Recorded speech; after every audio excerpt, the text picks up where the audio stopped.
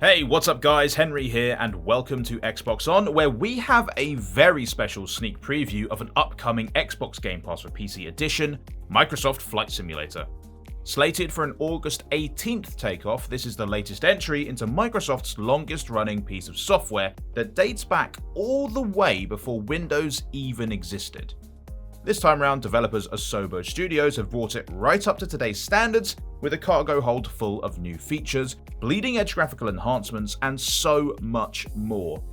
The Xbox Game Studios team were even kind enough to airdrop an incredible package of peripherals from our friends at Thrustmaster, Honeycomb, and Logitech so that I could get the full pilot experience. Much appreciated, by the way. So, before you guys get a chance to take flight across the globe, we figured we'd show you a little look at what you can expect when the game launches. So, it's table trays folded, seats in the upright position, and chocks away.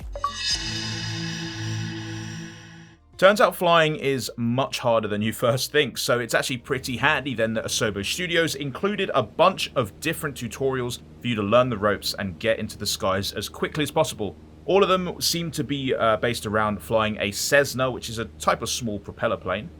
But once you've done that, you could actually just set flight from wherever you like. The entire world is literally your oyster. It's all there. All the airports that you'd imagine. Quite a few of them have actually been handcrafted as well, so that they are pretty much one-to-one replicas in real life.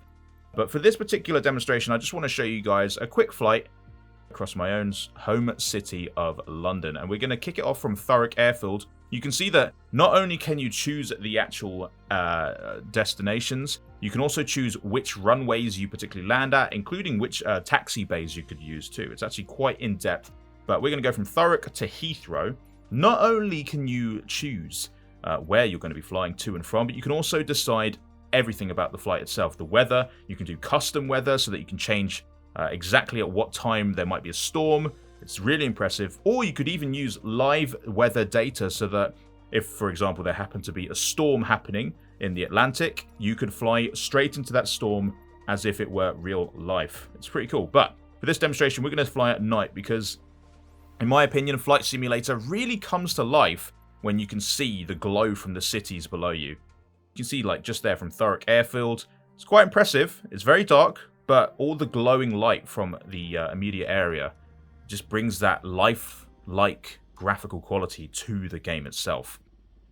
There's quite a lot of different instruments in planes, and it's quite handy then that you can completely customize your dashboard. For example, right now I wanted to pull up a VFR map so that I could just see, make sure that I'm actually flying in the right direction. Because, once you're up there, it's not like there's a road or anything to keep you on track. You need to know exactly what heading that you need to keep in order to stay on track. Luckily, Flight Simulator does have quite a lot of assists for newer players, so that, nothing's really stopping you from getting involved. As we were kind of panning over the dashboard there, though, I really was blown away by how detailed everything looked. I mean, I'm playing this game right now in ultra settings, and the graphical quality really did blow me away. Not just the cockpit, but the environments outside of the plane as well. The satisfying hum there of starting up those engines, getting everything going, making sure my beacon lights are on, and we're looking good.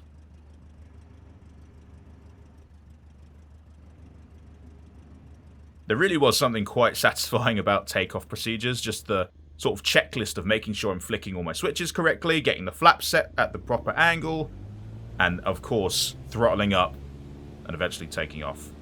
So, today's flight, we are going from Thurrock Airfield, and we're going to be landing at London Heathrow, so we're going to get a really awesome east to west look over London at night, which is going to look absolutely beautiful. Flight Sim is being built to be the most authentic and realistic looking flight simulator ever made, and honestly, it shows already from what I've been able to play.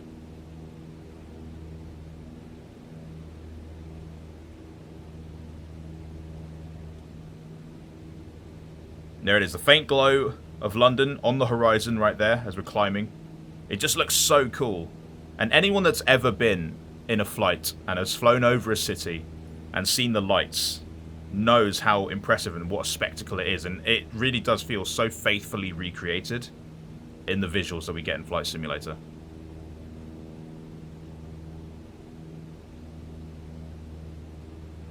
South End approach, Cessna Cessna Alpha Sierra X-Ray Golf Sierra is type Cessna 152 1 miles west of Echo Golf Mike Tango. Request flight following. Cessna Alpha Sierra X-Ray Golf Sierra South End approach, squawk 2274. Squawk 2274 Cessna X-Ray Golf Sierra. Cessna X-Ray Golf Sierra radar contact 2 miles west of Echo Golf Mike Tango 1000 feet altimeter 29.902. Copy Cessna X-Ray Golf Sierra.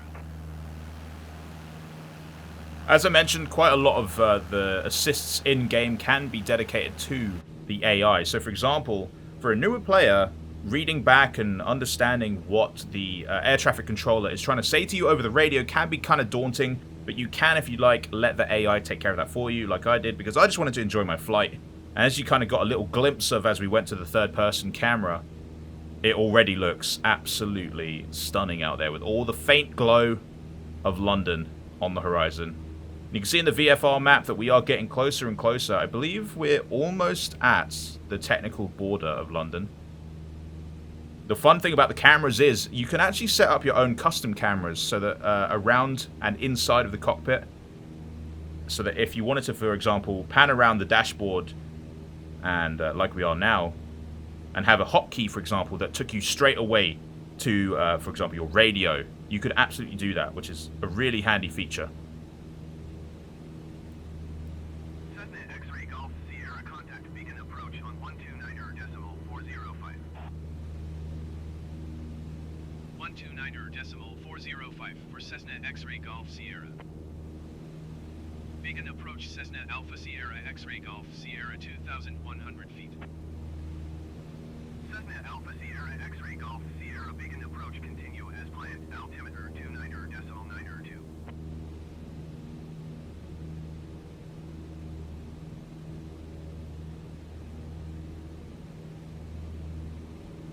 As we get further and further into London, we're going to start seeing some famous landmarks popping up. And not only can you set it so that it pops up on your HUD as well, you can just turn that off automatically if you want to be able to just recognize it of your own volition.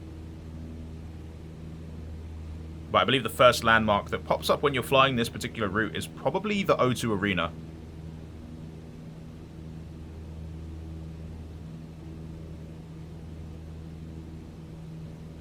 Just looks absolutely stunning out there. I'll show you guys later on in the video, but I will be modifying the weather on the fly as well. So if you want to see how that looks, make sure you stick around.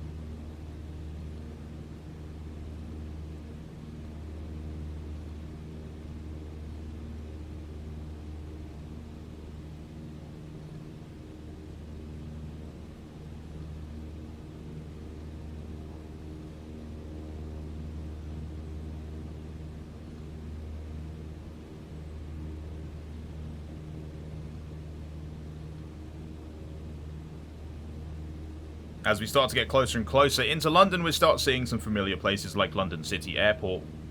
Now, of course, although my plan right now is to land at Heathrow, I could actually contact the tower at London City, and on the fly I could change my destination and ask for permission to land there as well. So it is a very dynamic game. It doesn't have to be rigid, and it doesn't have to be overly structured.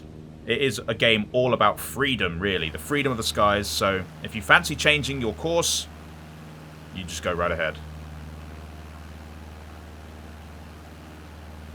As a reminder, this is being played in ultra settings, so you can see just how stunning the London lights really do look. And when I do turn the time of day later on to the daytime, you'll be able to see how drastically it also changes everything around it. Not just the underglow from the city that's affecting the clouds, but then obviously the sun shining through as well, and it all just comes together to bring some truly breathtaking and unbeatable graphics.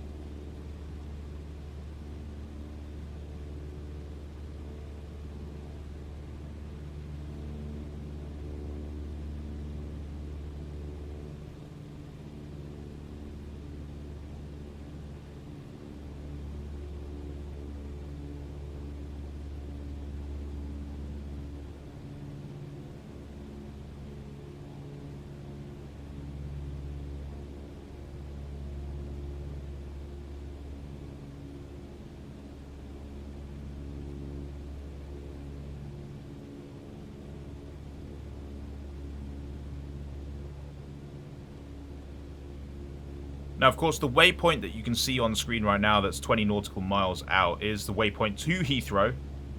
That's where we need to be heading if we want to complete our VFR flight plan. However, if you prefer to run a bit more of a traditional setup without too many UI elements, that is completely customizable. It's completely up to you.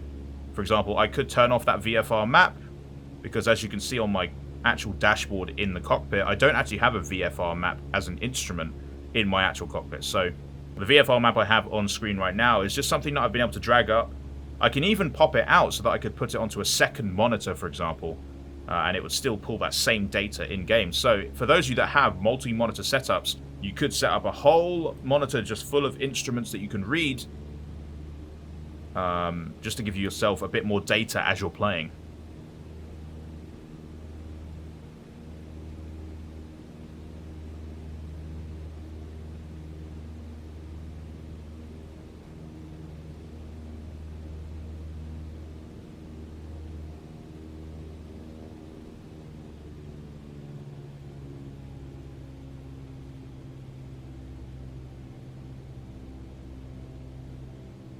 There we go. There's that famous O2 arena.